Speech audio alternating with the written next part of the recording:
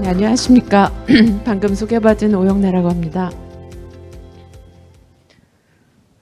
이거 포인터는 없나요? 네, 전달드리겠습니다. 네, 오늘 제가 말씀드린 내용은 녹색금융과 ESG 활동인데 보시다시피 제가 ESG 전체를 다 하지는 않을 거고요. 이 관련된 내용만 할 예정입니다.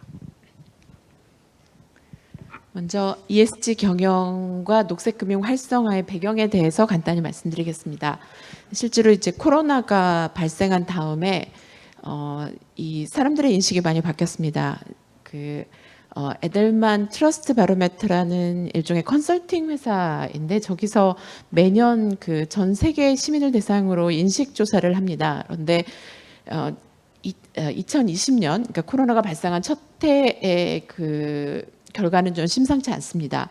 그동안 자본주의에 대해서 좀 약간 비판적인 시각이 있긴 했지만 정의롭지 않다, 변화가 없다, 그리고 세상에 득보다 해가 더 많다, 이런 게 50% 이상 나온 적은 없었습니다. 그런데 코로나가 발생한 다음에 이 자본주의는 우리에게 무엇인가라는 인식의 변화가 있었던 것으로 이제 여기는 해석을 하고 있는데요.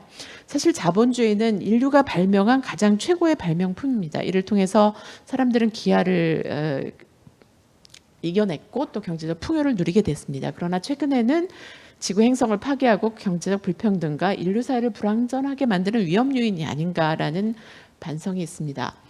또 하나 같은 데서 했던 그 연구인데 응답자의 87%가 기업의 장기 성장에 있어서, 단기는 모르겠지만 장기 성장에 있어서 가장 중요한 그룹은 주주가 아니라 뭐 고객, 그리고 직원, 지역사회. 이 지역사회라는 거는 정말 인근에 있는 우리가 속한 지역사회도 되고 또 글로벌 지역사회도 포함이 됩니다.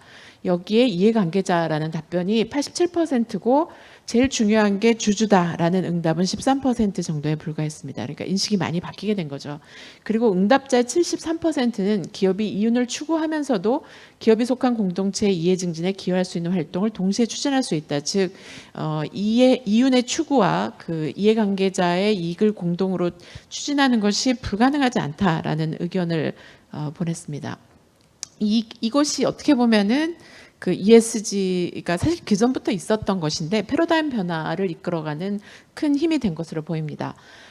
패러다임의 변화라는 것은 주주의 이해, 즉 이윤 극대화만을 목적으로 한 주주자본주의에서 사회의 지속 가능성을 추구하는 이해관계자 자본주의로의 전환이 필요하다라는 인식이 예전부터 사실 좀 있었는데 코로나19를 거치면서 이 의견이, 이런 거에 공감하는 사람들의 비중이 훨씬 더 높아졌다고 합니다. 말씀드린 대로 ESG 경영이라는 것은 사실 1984년 애초의 시작 자체가 조금 환경적인 요인에서 시작이 됐습니다. 인도의 보팔 유독가스 누출 사건이 있으면서, 그리고 이제 그다음에 또 뭐 잘 알려져 있는 1990년 알래스카 그 엑슨 발데스 기름 유출 사건이 있었죠. 그러면서 ESG 지표라는 것이 탄생을 하게 되는데 실제로는 이게 별로 잘 안 이루어졌던 게 이 지표의 문제입니다. 즉 우리가 신뢰할 수 있는 데이터가 없고 또 기업이 자발적으로 공개 데이터를 내놔도 문제고 그 내놓은 데이터를 표준화해서 뭔가 지표를 만들고 비교를 할 수가 있어야 되는데 그런 것들이 그동안은 좀 가능하지 않았었죠. 그런데 최근에는 빅데이터라든가 또 뭐 그 AI라든가 이런 것들이 가능해지면서 기업들이 스스로 데이터를 내놓지 않아도 이제는 비교가 가능하게 됐습니다. 그래서 이 객관성을 가진 지표와 점수화가 최근에 가능해졌다는 것도 ESG 경영이라는 게 일반화된 하나의 배경이 되겠습니다. 또 하나는 규제와 자본시장의 변화인데 이건 뒤에 조금 다시 말씀을 드리겠습니다. 이거는 코로나 대응 과정에서 그린 뉴딜이라는, 뭐 우리나라는 그린 뉴딜이었고 EU는 그린딜이었고 뭐 미국은 그린 뉴딜이었죠. 그리고 뭐 이름은 붙이지 않았지만 온갖 종류의 스티뮬러스 패키지 자체가 정부가 확대 재정을 하는데 이왕 확대 재정하는 거 앞으로 시장이 커질 쪽에 몰아주자라는 게 그린 뉴딜이었고 그것이 결국은 사업계가 그쪽으로 열렸기 때문에 기업들이 자금의 흐름을 따라서 ESG 쪽에 조금 더 합류한 그런 것들을 볼 수가 있었습니다. 그래서 ESG의 경영이 이제 2020년부터 본격적인 화두로 등장을 하게 됩니다. 이건 뭐 자세히 보실 필요는 없고요. 이게 MSCI라고 ESG 지표를 내는 이제 3대 그 평가사가 있는데 평가사 중에 뭐 어떻게 보면은 이제 대표에 해당합니다. 그래서 MSCI의 그 ESG 세부 지표를 보시면 이 환경 필라 같은 경우에 카본도 있고 또 어떤 독성, 특히 농업 토지의 오염과 관련된 독성의 문제나 그리고 물 수자원 관리 쪽에 대한 지표들이 있습니다. 그리고 이제 나중에 이제 소셜이라든가 거버넌스의 필라도 존재하는데 예전에는 이 두 번째 소셜이나 거버넌스 필라 쪽에 좀 더 가중치가 많았는데 최근에는 MSCI에서 얘기하는 거에 따르면 2020년이니까 어쩌면 지금 이미 조금 더 비중이 높아졌을 수도 있는데 지금은 전체 평가 중에서 60% 정도가 클라이밋 E에서 발생하고 E에서 또 상당 부분이 환경 관련, 그러니까 클라이밋 체인지 관련입니다. 그러니까 이제 ESG 스코어를 높게 받으려면 옛날하고 달리 E에 굉장히 집중해야 되고 E 중에서도 기후 변화 관련된 지표를 관리를 해야 되는 상황이 온 것입니다. 그래서 이제 이 ESG가 아까도 말씀드렸듯이 뭐 S&P도 하고 뭐 로이터스도 하고 뭐 여러 군데서 하다 보니까 이게 좀 통일성이 없고 또 국내에서도 사실은 민간 투자사 내지는 금융기관 이런 데들이 ESG 지표를 만들기 시작했었거든요. 그러니까 이게 워낙 중구난방이고 이게 지표가 통일성이 없으면 사실 효용성이 없습니다. 그러다 보니까 정부가 모여서 관계부처 협동으로 KESG라는 거를 만들었고 그 지표에 보시면은 앞에 나왔던 거, 그러니까 뭐 사회나 지배구조는 오른쪽에 금융위원회가 내놓은 건 조금 다른데요. 어쨌든 뭐 E하고 S하고 G는 그렇다 치더라도 환경에서는 앞에 나왔던 MSCI에서 나왔던 게 다 있고 이제 사실 그 안에도 MSCI도 있는데 우리나라의 이제 끝에서 두 번째 거를 보시면 환경법과 규제 위반 사례가 이제 굉장히 중요하게 얘기가 됩니다. 그래서 실제로 ESG를 얘기할 때 우리가 평판 리스크라는 걸 이야기하게 되는데 만약에 그 환경법에 의해서 제재를 받은 게 있고 그걸 벌금을 냈다. 그런데 그게 하물며 여러 번 반복됐다. 이렇게 되면은 ESG 점수가 굉장히 나빠집니다. 그래서 이제 실제로 세계의 그 큰 연기금 중에 하나인 스위스의 UBS라는 곳에서는 이게 반복적으로 하는 경우에는 투자를 그냥 철회하는 사례도 있습니다. 그래서 이 굉장히 중요한 리스크 중에 하나고요. 그다음에 환경 라벨링이라는 거는 친환경 인증 제품이나 서비스 비율이니까 이거는 약간 그러니까 자발적인 행동으로 한 경우에도 그게 이제 ESG 활동으로 들어갈 수 있는 여지들이 있습니다. 그래서 이런 식으로 그 ESG 지표들이 지금 개발되고 있는 중이고요. 아까 말씀드렸듯이 ESG 중에서 이제 기후 변화라는 것이 뭐 제가 지금 제일 중요한 이슈다라고 말했는데 이게 2022년에 그 MSCI에서 지금 웹사이트에 들어가 보시면 최근의 ESG 동향이라고 해서 정리해 놓은 게 있는데 첫 번째가 기후 변화가 ESG의 최대 이슈로 부상했다라고 정확히 첫 번째 패러그래프에 나오게 됩니다. 그래서 이제 보시면은 최근 몇 년 동안 사실은 그전에는 기업의 지배구조가 가장 중요한 ESG 스코어를 결정하는 요소였었어요. 근데 요것을 이제 능가했다는 거죠. 기후변화 변수라는 게. 근데 그럴 법한 게 기후변화의 심각성에 대한 시민의 인식에 대해서 이게 한국 갤럽이 전 세계 39개국을 대상으로 조사를 한 건데 보시면은 지구 온난화가 일어나고 있다. 인간 활동의 결과다라는 것이 전체 평균이 84%고 희한하게도 우리나라 국민들의 평균이 훨씬 더 모든 항목에서 제일 높습니다. 그래서 이게 기후변화라는 거에 대해서 사람들이 굉장히 저도 이쪽 연구를 하는 사람이지만 보통 제가 생각했던 게 이 정도였나라고 할 만큼 많은 사람들이 기후변화를 상당히 심각한 위기로 받아들이고 있습니다.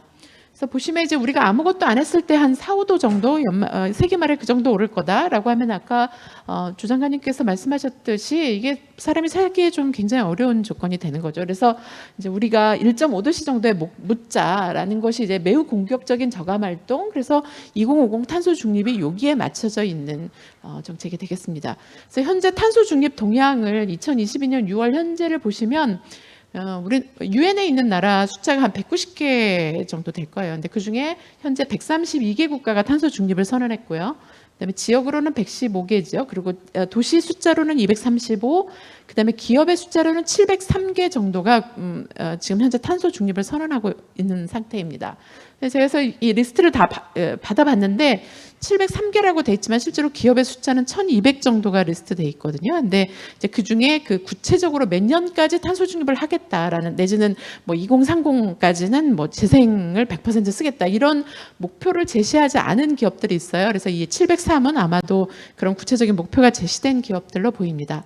그리고 이제 탄소 중립을 선언한 주체와 관련된, 그러니까 그게 국가든 기업이든 그 주체와 관련된 매출량을 보면은 현재 전체 온실가스 배출량의 83%, GDP의 91%, 인구의 한 80% 정도가 이 탄소 중립을 선언한 것과 관련이 있습니다. 그러니까 실제로 선언한 것을 잘 이행한다면 상당히 뭐 낙관적으로 볼 수 있죠. 근데 이제 문제는 잘 이행할 수 있느냐가 문제입니다. 그래서 이제 우리나라 기업들도 있나 제가 찾아봤어요. 그랬더니 삼성도 있고 현대도 있고 한국전력도 있더라고요. 여기 끝에서 한 6번째쯤에 한국전력이 있고요. 그 다음에 이제 보시면은 우리나라 요 다음에도 있거든요. 그래서 요 정도인데 첫째 특징은 아까 말씀드린 대로 한 1200개 기업 중에서 여기에 리스팅되어 있는 우리나라 기업이 56개고요. 구체적으로 뭔가 하겠다 그리고 연도를 명시한 기업의 숫자는 20개 정도밖에 되지 않습니다. 그러니까 우리나라가 이제 보통 GDP 대비해서 대기업의 숫자가 적은 나라거든요. 이제 우리가 생각하는 거와 달리 좀 적은 나라인데 그거에 비해서는 그렇다고 하더라도 좀 숫자가 적지 않나. 그리고 이제 그 리스팅된 게 56개 정도 되고 구체적으로 뭔가 선언한 거는 20개밖에 안 되니까 아직은 우리가 잘 관리되고 있는 건 아니죠. 그리고 이제 실제로 아리백도 이제 얼마나 가입했느냐를 보면은 우리나라 가입한 기업의 숫자가 별로 많지 않습니다. 그리고 대부분의 가입 연도가 2020년, 21년, 22년이거든요. 그러니까 다른 나라들은 한 이제 평균으로 잡으면 한 2015, 16 정도 되는데 우리나라는 2019, 18 요 정도 되니까 좀 전반적으로 늦게 시작을 한 단계입니다. 근데 또 이제 저희가 좀 늦게 시작해도 빨리 쫓아가는 그런 좀 굉장히 좋은 속성이라고 보는데 그런 게 있어서 이것도 뭐 이제 시작은 했으니까 뭐 낙관적이지 않을까 생각은 합니다. 다시 그 2022년 ESG 동향을 보시면 이제 입증의 이슈, 여태까지는 선언만 하면은 뭐 잘한다 정도로 인정을 해줬는데 이제는 입증의 시대가 왔습니다. 그래서 ESG 투자가 주요 흐름으로 자리 잡은 가운데 ESG 특히 이해 입증이 글로벌 투자자와 규제 당국의 주목을 끌기 시작했습니다. 그래서 이제 뭐 많이 들어보셨겠지만 사실은 그린이라고 말하고 뭐 채권도 발행하고 뭐 여러 가지를 했지만 알고 봤더니 반대 역할을 했다. 내지는 기후 변화에 뭐 아무 영향이 없거나 아니면 네거티브한 영향을 줬더라. 이게 이제 그린워싱이거든요. 그래서 이런 이슈나 그다음에 투명성, 실제로 어떤 행동을 하고 있는지 기업들은 알지만 밖에 있는 투자자나 소비자는 알 수 없는 어떤 투명성의 이슈도 있고 또 하나 더 나가서는 얘가 그린인지 아닌지 도무지 알 수 없는 것들이 있죠. 그래서 이제 그 하나하나를 그 외부에 있는 사람이 파악하기 어렵기 때문에 이제 이것을 해결하는 게 이제 소위 말하는 녹색 분류 체계입니다. 그래서 이제 고민하지 마시고 여기에 리스팅된 거는 그린 프로젝트니까 이쪽은 우리가 그린 활동으로 인정을 해주자. 뭐 이런 것들이 이제 좀 어떤 그 기준이 제시되고 있는 거죠. 그래서 그런 의미에서 이제 보시면은 아리백 가입과 실행은 ESG 경영의 핵심으로 등장했습니다. 왜냐하면 그린워싱이나 투명성, 일관성 이런 것에서 가장 투명한 게 아리백이에요. 그러니까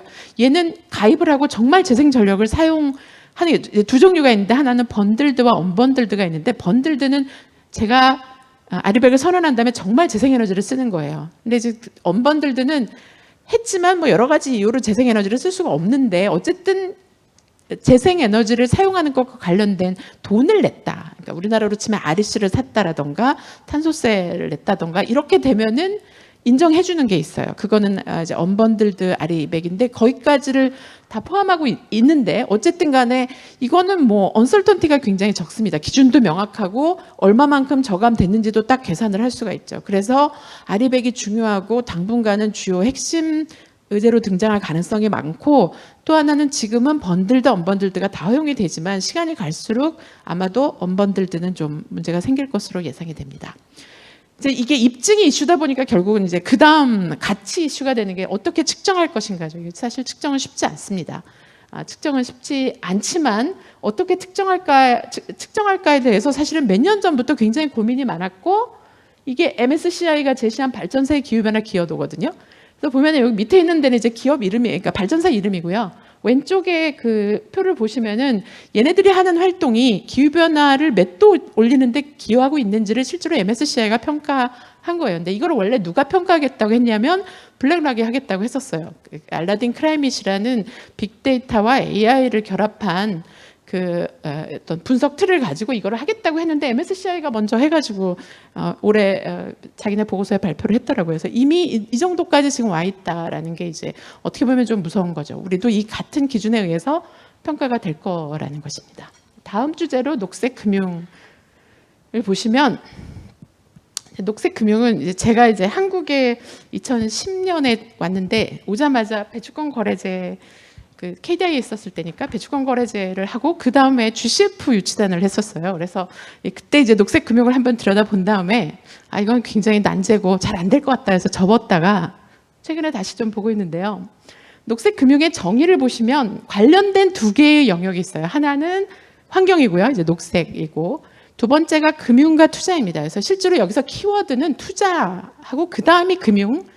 이제 물론 이제 그 목적은 환경, 그 중에서도 기후변화. 이게 이제 녹색 금융을 요 세 단어만 사실 알면은 이제 이해가 되는 건데, 연관어들이 있습니다. 이제 책임 투자. 그러니까 우리가 이제 기업이나 어떤 금융사가 사회적 책임을 다하자라는 거였었고요. 이제 그게 그래서 이제 보시면은 이 녹색 금융 얘기가 나오면 항상 사회적 책임 투자 얘기가 같이 나옵니다.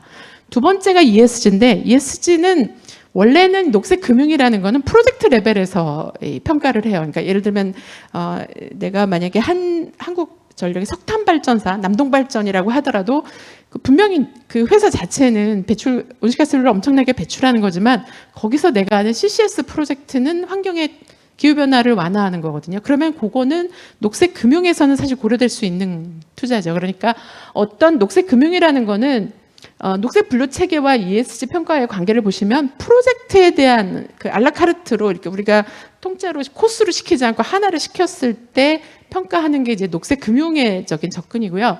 그거로는 좀 부족하고 이 기업을 통째로 보자. 그러니까 기업이 하는 프로젝트만 보는 게 아니라 기업을 전체적으로 보자라는 게 ESG입니다. 그러니까 일종의 코스 요리를 평가하는 게 ESG라고 보시면 되고 단품으로 시켜서 맛을 보는 게 이제 녹색 금융이라고 보시면 되겠습니다.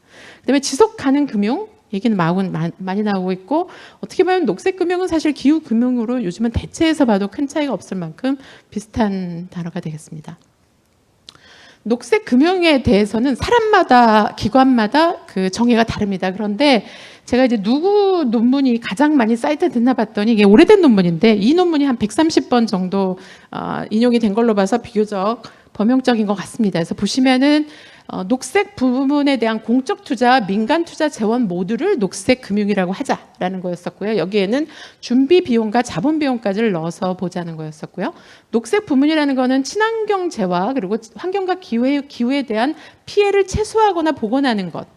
그러니까 뭐 CCS가 그게 들어가는지 모르겠는데 어쨌든 이런 것들을 이제 첫 번째 카테고리가 되고 있고, 두 번째 카테고리는 친환경 프로젝트나 정책을 지원하는 재원까지도 녹색 금융으로 넣자고 돼 있어요. 그래서 재생 에너지 확보를 위한 FIT 재원도 녹색 금융이고, 제가 여기다가 기후 대응 기금이라고 썼는데 기후 대응 기금은 두 번째 카테고리에 넣어도 되고 세 번째에 넣어도 되는 것 같아요. 이제 그러니까 두 번째는 정책과 관련된 거고 세 번째는 녹색 이건 아니건 금융 시스템에 있는 것 중에 이제 녹색인 애들을 세 번째 카테고리인데, 그래서 뭐 GCF라든가 녹색 대출, 녹색 채권, 지속가능 연계 채권, 뭐 ESG 채권 이런 것들이 다 세 번째 카테고리에 해당합니다. 그래서 이제 보시면은 그냥 그러니까 뭐 이 데피니션이 다 다르지만 기본적으로 투자랑 관련이 있다. 그리고 녹색과 관련이 있다. 그렇다고 한다면 어디에서 일어나건 뭐 그게 정작 프로젝트랑 관련이 있건 뭐하건 어쨌든 전부 다 녹색 금융으로 보는 것이 일반적인 것 같고요. 그다음에 녹색 산업의 포괄 범위는 기본적으로 기후변화 관련 투자가 제일 많고, 그 외에 폐기물 처리 재활용, 생태 다양성 확보, 수자원 관리, 그다음에 산업 부분 오염원 관리 등도 이 녹색 산업의 포괄 범위에 들어갑니다. 그리고 이제 최근에는 이제 기후변화가 진전이 되면서 사실은 이 농산물 가격 쪽에 그러니까 기후 재난이 일어나기 때문에 농산물 가격에 대한 걱정들이 많이 있습니다. 실제로 농산물 가격이 올라가면 지역에 상관없이 어디나 다 분쟁이 일어나고, 이제 그 분쟁의 범위가 그냥 뭐 데모 정도 하는 게 아니라 보통 서로 죽이고 뭐 이런 그 좀 심각한 사회적인 갈등까지 유발하기 때문에 이 농업 부분, 그러니까 농업 생산성을 높이기 위한 것 이런 것들도 요즘에는 이제 여기 녹색 산업에 들어가고 있습니다. 그래서 이게 뭐 트랜스포테이션 쪽에서 그 메트로라든가 뭐 그 BRT, 그다음에 그 뭐 재생에너지 당연히 들어가고, 그다음에 땅 아까 농업 관련된 거 들어가고요. 그다음에 물 수자원 관리 쪽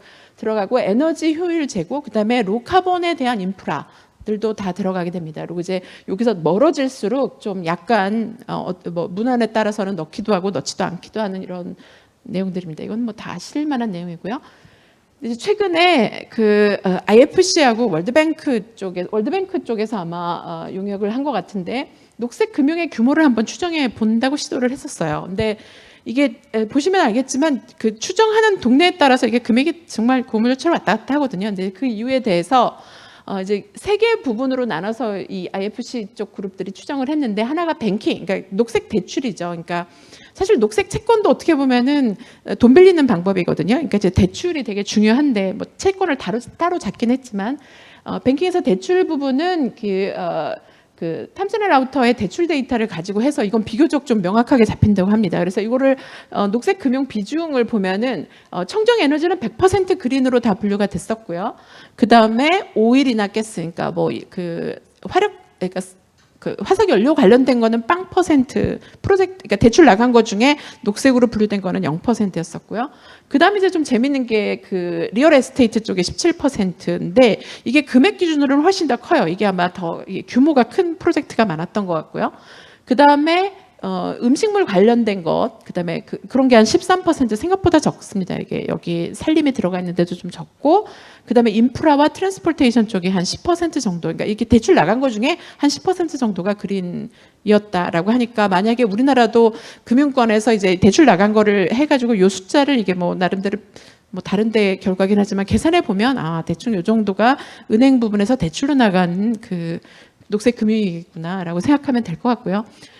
채권은 녹색 채권인데, 이게 사실은 녹색 금융 중에 가장 대표적인 게 녹색 채권과 은행 대출입니다. 그래서 이 두 개가 제일 큰 구치인데, 녹색 채권에 대한 자발적인 가이드라인이 그 GBP라고 해서 그린 본드 프린서펄이거든요. 이거를 우리나라도 환경부에서 이걸 만들었는데 거의 비슷합니다. 요거를 따르기 때문에 비교적 데이터 확보가 좀 정확한 편이고요. 그래서 우리가 이제 뭐 어디에 그 규모 나왔다 그럼 대부분 녹색 채권 규모가 발표가 됩니다. 그래서 2019년 보고서에 따르면 채권 시장 규모는 90조 달러 중이고요. 그 중에 기후변화 연계 채권이 약 6,940억 정도 된다고 하고, 그 중에 그러니까 그 녹색 채권으로 라벨링 된 거가, 그러니까 기후변화 연계 채권 중에서 녹색 채권이다라고 정확히 돼 있는 게 한 17% 정도 된다고 합니다. 그러니까 뭐 생각보다는 적죠. 그러나 이 규모는 굉장히 커지고 있는 거고요. 이제 그 중에서 이제 ESG, 그러니까 기관 투자가들이 이제 되게 중요해지고 있는데, 이제 우리가 맨날 나오는 그 블랙락도 이제 여기에 해당합니다. 그리고 이제 연기금이 들어가는데, 우리나라 국민연금이 세계 3대 연기금 중에 하나거든요. 그래서 여기가 어떻게 투자하느가 굉장히 중요하고, 블랙락이 제일 크죠. 그다음에 이제 뭐 스위스의 UBS라든가 뭐 캐나다 있고도 있고, 하여튼 그 대규모 그 기관 투자자들이 있는데, 여기는 사실 ESG에 대해서 자기네 나름대로의 정의를 하고 있기 때문에 이거를 합해가지고 규모가 얼마인지 계산하는 건 상당히 좀 어렵습니다. 그런데 GSIA라는 곳에서 그 지금 추계한 거에 따르면은 ESG 투자 규모가 한 40조 정도 되는데, 이게 2030년 정도 되면은 약 3배 정도로 늘어날 거로, 그러니까 이쪽의 성장은 확실히 좀 빨리 성장하고 있는 상황이고요. 녹색 금액의 지리적 분포를 보면은 뭐 예상하시겠지만 프랑스나 미국, 그다음에 중국이 굉장히 높습니다. 그래서 중국은 그 소셜본드 쪽도 높고 그린본드 쪽도 높은 편이고요. 우리나라는 여기 그 핑크색으로 표시된 건데 그렇게 높지는 않습니다. 이제 이거는 우리나라 그 사실은 GDP에서 이제 재생에너지에 대한 투자 비중을 계산해 보면 우리나라가 뭐 그렇게 떨어지지 않거든요. 아마 이 녹색 본드의 비중도 GDP 규모로 비교해 보면 비슷하지 싶습니다. 네, 이제 녹색 금융이 활성화된 이유들이 있는데, 뭐 제도적인 측면에서는 많은 나라가 뭐 EU도 그렇고 미국도 그렇고 탄소 중립이나 저탄소 전환을 선언했던 게 중요했었고요. 그러면서 이제 사실은 그 전부터도 그렇고 녹색 금융과 관련된 정책들이 많이 나왔는데, 아까도 몇 번 나왔었던 게 ESG 정보 공시 의무화. 우리나라도 이제 그 상장사들은 2030년이 되면은 다 ESG 정보 공시를 해야 되거든요. 그리고 유럽연합의 SFDR이라는 것도 좀 주목해봐야 되는데 이게 지속 가능한 금융 정보 공개에 대한 규제거든요. 근데 여기서 뭐라고 돼 있냐면 ESG 정보를 투자자들에게 공개하는 것을 의무화했습니다. 그러니까 만약에 내가 뭐 무슨 거기 주식을 샀다던가 내지는 이제 블랙락 같은 데가 포트폴리오에 대해서 투자를 했다라고 하면은 배출량이라든가 이 정보를 투자자한테 줘야 되는 거예요. 근데 이게 이제 그 이유에 있는 상장사들이 그 의무를 가지는데 문제는 자기네 것만 줘야 되는 게 아니라 밸류체인으로 묶인 전체 거를 다 줘야 되기 때문에 폭포수, 그러니까 캐스케이딩 효과처럼 밸류체인에 엮여 있는 만약에 우리나라가 예를 들면 LG 화학이 배터리를 그 폭스바겐에 만약에 한다라고 하면은 거기도 데이터를 제공해야 되는 거죠. 그러니까 이게 효과가 유럽에 멈춰 있지 않고 이제 자꾸 다른 지역으로 가게 되는 거고요.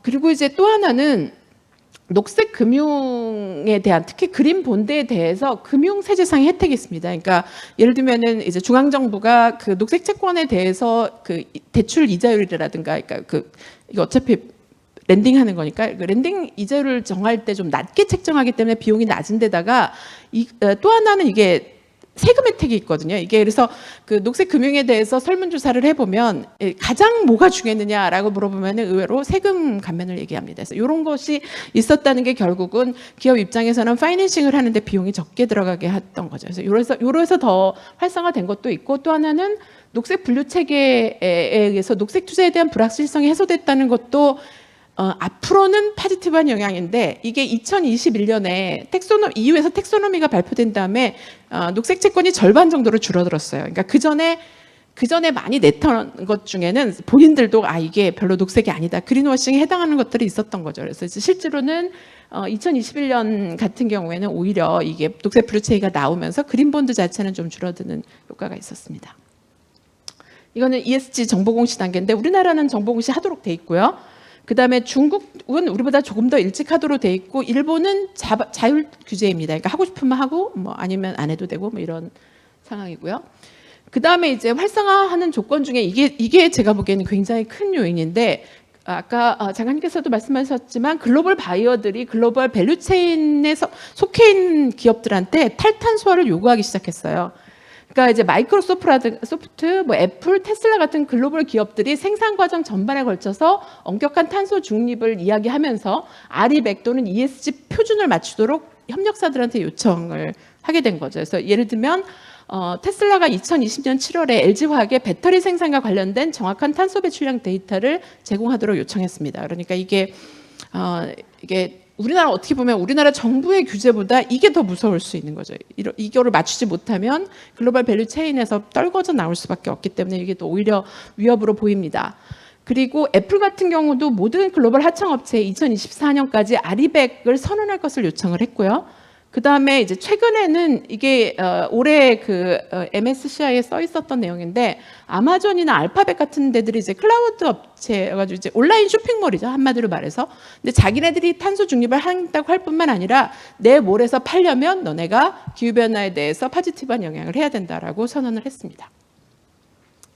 그래서 이제 이렇게 된 이후에는 그 IEA에서 제공한 글로벌 탄소 중립 시간표를 보면은 좀 알 수가 있는데 글로벌 시장 환경이 변화하고 있습니다. 그래서 보시면 2030년까지는 에너지에 대한 것들이 대부분 투자 에리어거든요. 근데 에너지는 상당 부분 물론 이제 민간업체도 관여를 하지만 사실 국가가 많이 관여합니다. 그런데 문제는 2035년이 되면은 내연기관차가 판매 종료되는 걸로 예상이 되고 있고 2045년 정도가 되면은 저탄소 상품 시장이 보다 압도적인 제품군으로 글로벌 시장에서 압도적인 위치를 차지할 거로 예상이 되거든요.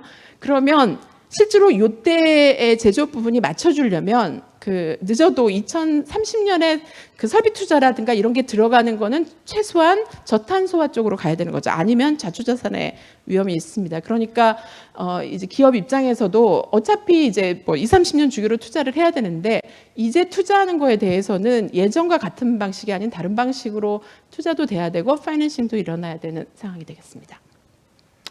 그래서 글로벌 바이어들이 이제 이렇게 변한 것 중에 하나가 ESG 평가 결과가 좋으면 기업 가치에 이제 어떤 영향을 미치냐인데 이거는 조금 의문은 돼요. 그러니까 ESG 스코어를 좋게 받아서 기업 가치가 높아졌을 수도 있지만 기업 가치가 높은 애들이 보통 ESG를 합니다. 그러니까 뭐 이게 사실 그렇게 높게 볼 수는 없는데 그런데 최근의 추세를 보면은 이게 프리미엄이 비슷한 기업이라고 한다면 기업 가치가 ESG 높은 애하고 낮은 애하고 어느 정도 되느냐를 이제 우리가 프리미엄으로 계산을 하는데 그 프리미엄이 추세적으로 점점 증가하고 있다. 이거는 좀 고려해 볼 만한 것 같고 최근에 제가 그 저자 이름을 잊어버렸는데 어떤 리터처 리뷰를 통해 갖고 포지티브, 네거티브 뭐 아무 영향 없다가 이제 실제로 어느 정도 되는지 비교를 했는데 조금 더 포지티브한 영향이 크다라는 것들이 좀 더 많았다라고 합니다. 그러니까 ESG 스코어를 관리하는 게 기업 가치에도 긍정적인 영향을 미친다는 거고요. 그럼 왜 그럴까에 대해서 기후변화 리스크 관리를 통해서 재무 리스크를 관리할 수 있다. 이건 뭐 사실 뭐 기후 재난을 생각해 보셔도 알 수 있는 거고 또 하나는 이제 우리가 그게 너무 시간이 길어지니까 짧게 가겠습니다. 그리고 저탄소 상품 및 서비스 시장에 대한 준비가 돼 있느냐, 이게 이제 매출 증가나 소비자를 확보할 수 있느냐하고 이제 끝으로 재원 조달에 유리한가, 여기에 이제 녹색 금융이 관여를 하게 되겠죠. 그래서 ESG 점수와 자본 비용을 보면은 뭐 약간씩 차이는 있지만 보통 첫 번째가 ESG 스코어가 낮은 그 군이고요. 각 나라에서. 그다음에 가장 오른쪽에 있는 데가 ESG가 높은 군의 그 자본 비용, 그다음에 이쿼티 비용, 그리고 이제 그 부채 비용이거든요. 근데 전반적으로 그 비용이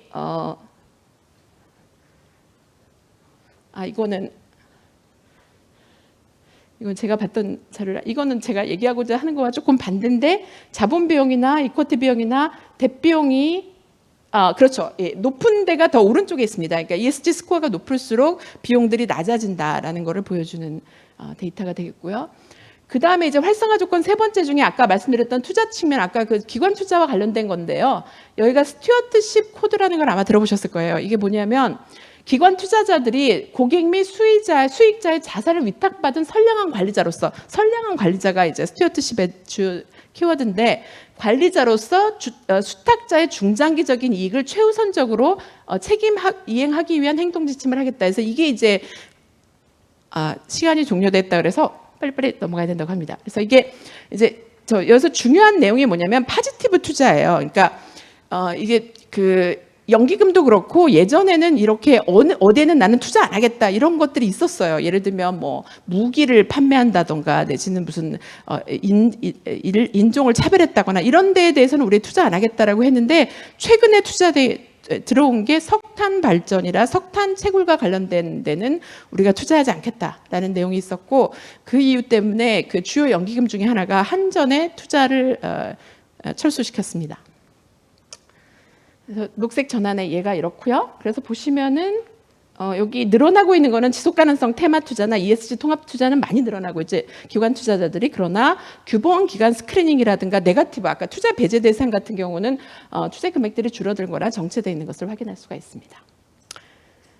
녹색 금융시장의 성장 장애 요인이 있는데 옛날에는 수익성이 낮은 게 문제였는데 요즘은 이건 많이 극복됐어요. 그리고 탄소 가격이 높아질수록 수익성은 더 커질 거로 예상이 되기 때문에 요거는 이제 수익성 문제는 별로 없는 것 같고 이제 투자 주기는 아직까지 좀 문제입니다. 대부분의 저탄소 투자가 장기 투자의 성격을 가지고 있기 때문에 이건 좀 약간 문제가 되는 것 같고요. 그다음에 녹색 채권 같은 경우를 예를 들어 보면 일반 채권과 동일한 의무를 가지는 와중에 제3자에 의한 사전적인 그린이움 평가라든가 매년 그린이움의 정도, 그러니까 녹색의 정도를 평가해 갖고 이사회에 보고해야 되거든요. 이거 좀 약간 문제가 될 수 있죠. 그리고 이제 불확실성과 그린워싱 리스크가 있는데 이게 원래는 과거의 기업들이 보통은 목표를 잠재 달성 수준보다 그러니까 낮게 발표해요. 그러고 나서 우리가 조기에 목표를 달성했다 내지는 초과 달성했다고 하는데 희한하게 ESG에 대해서는 약간 부풀려 말하는 경향이 있어요. 이거는 평판 리스크를 유발합니다. 그래서 이거는 좀 예전의 관행으로 돌아가시는 게 좋을 것 같고요. 그다음에 이거는 이게 이제 마지막 두 개 슬라이드인데 기후 리스크와 재무 성과의 영향에서 이제 이런저런 리스크를 평가하신 다음에 재무 성과의 영향을 같이 봐주셔야 되는데 여기에 거버넌스가 아까 들어가 있어요. 그러니까 어떤 기후나 환경 리스크 내지는 그 어떤 새로운 가능성, 오퍼튜니티 같은 경우가 뭐가 있는지에 대해서 이사회에 보고하고 더 중요하게는 관리 책임이 누구한테 어느 부서에 있는지를 특정해야 된다라는 게 이 평가에서 되게 중요합니다. 그러니까 이 ESG 중에서 E가 E에만 관련이 있는 게 아니라 S에도 실제로 반영이 돼야 되는 거고요. 그 다음에 리스크 매니지먼트 쪽에서 이게 기존에 있던 기업이 리스크 매니지먼트 툴에서 이게 어떻게 반영이 돼 있고 현금 흐름에는 어떤 영향을 주고 뭐 이런 것들을 스트레스 테스트를 하시도록 하게 돼 있고 그 결과를 공개해야 되는 게 있습니다. 그래서 공개의 틀은 TCFD에서 그러니까 기후 관련 금융 정보 공시에 대한 태스크포스인데 여기에 권고안에서는 이 G가 나옵니다. 이 G에서는 이사회에 기업 관련 리스크와 사업 기회를 사업 기회에 대한 개요 그리고 그거를 측정한 방법 그리고 관련된 변수가 뭐가 있고 목표는 뭔지에 대해서 이사회에 보고하는 것이 내용이 들어가고 이런 활동이 결국은 나중에 ESG 보고서에 이 관련된 항목에도 들어가야 되는 내용으로 보입니다. 네, 오늘은 제 말씀 여기서 마치겠습니다. 네, 세션 1에